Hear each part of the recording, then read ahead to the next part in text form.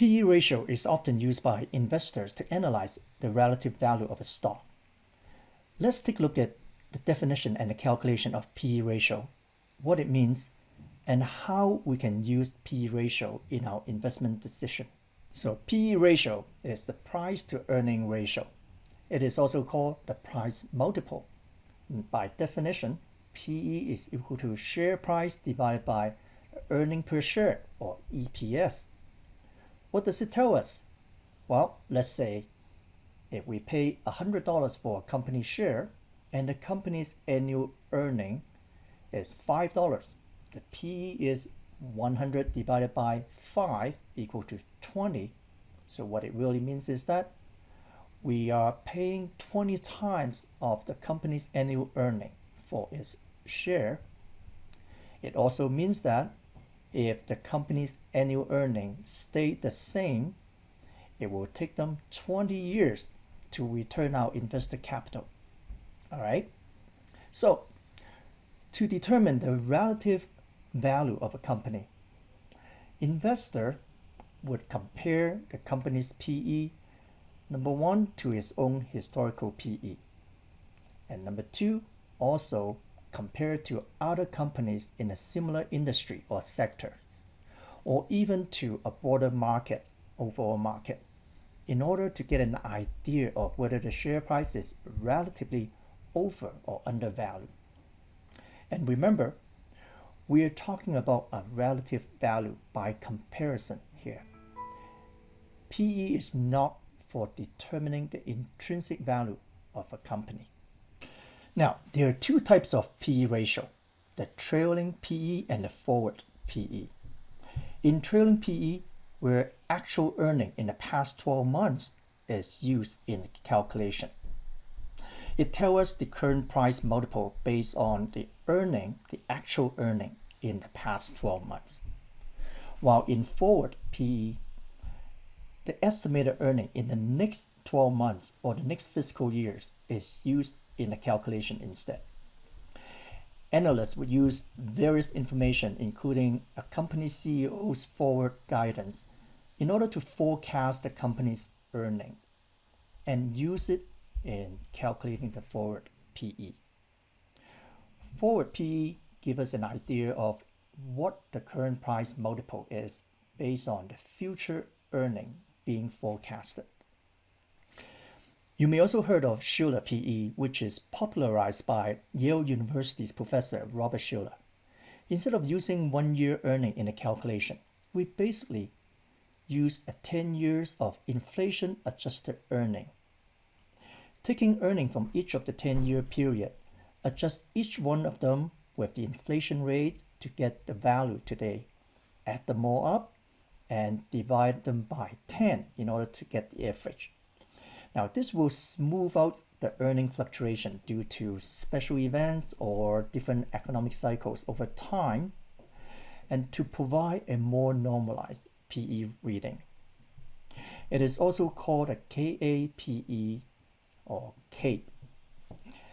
Quite often, long-term investor would favor Schuler PE, which is also recommended by Benjamin Graham in his 1934 book, Security Analysis.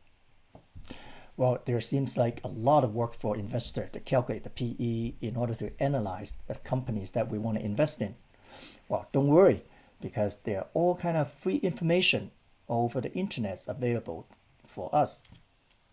For example, this is the S&P 500 PE ratio over 150 years of period, all the way from the late 1800 to today, 2022.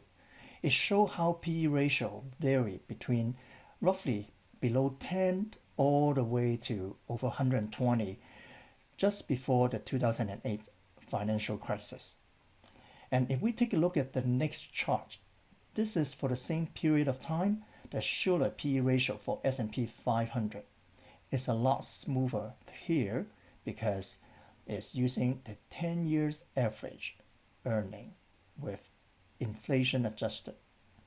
And with this chart and information, it would give us a pretty good idea of where we are in terms of the market compared to historic average. So how do we use the information of PE ratio in investing? Well, for us ordinary people and individual investors, we often wonder if a specific company's share price or the market is over or undervalued in order to determine if we should buy or sell. And here are a couple of examples. And here's the chart of S&P 500 PE ratio in the past 90 years, starting from 1920s all the way to present time today. As you can see, the PE ratio fluctuates between below 10 to just over 20, average at about 15 to 16. It went all the way up over 40 in the year of 2000, just before the dot-com bubble burst and the market crash, and came back down to roughly over 16. And again, it went all the way up, and this time over 120 during the 2008 financial crisis, and fell all the way down to roughly 13. And since then, it's slowly rising again, all the way up to again close to 40 in 2021, and now in the bear market it's coming back down to below 20 just in the recent days. Well, to put things in perspective, let's take a look at another chart. This is also an S&P 500, but comparing to historical average, the PE ratio of S&P 500 in 2021 is almost at 100% higher than its historical average in the past 70 years, right? 0% here, the average, and almost 100% higher. And the only time it was higher before, it was the 2000 during the dot-com bubble or internet bubble, which is 127% above average. As of today, during the recent months, the bear market, the market came down quite a bit, but we're still sitting at close to 40% above historical average as of October 28, 2022. Whether you're long-term investors or short-term traders, the market is obviously still significantly above its average PE or overvalue. Given that interest rates is still on its way up and will likely to stay up there for some time, there will be a real good chance for a recession, which means both consumer and corporate spending will further shrink and lead to a lower corporate revenues and earning. In this environment, do we think investors are willing to pay for a higher or lower price multiple? Well, if you're investing in a broader market ETF or exchange tradable fund, such as the S&P 500 ETF or the NASDAQ 100 ETF, or various sector or industry ETF, the historical PE ratio chart should give you a pretty good idea and guidance in your decision of buy, sell, or hold. As for the price and value of individual companies, there are also many other financial metrics for us to determine their fair values. In addition to PE ratio, we also use other financial metrics to calculate the intrinsic value of any given company in order to determine if the market price is over or undervalued. Now, that's for other videos. So if this is helpful to you, please like and subscribe so you won't miss other videos.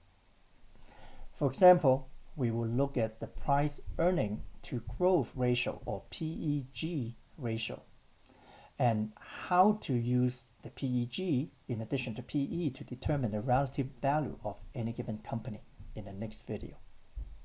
So until next time, take care.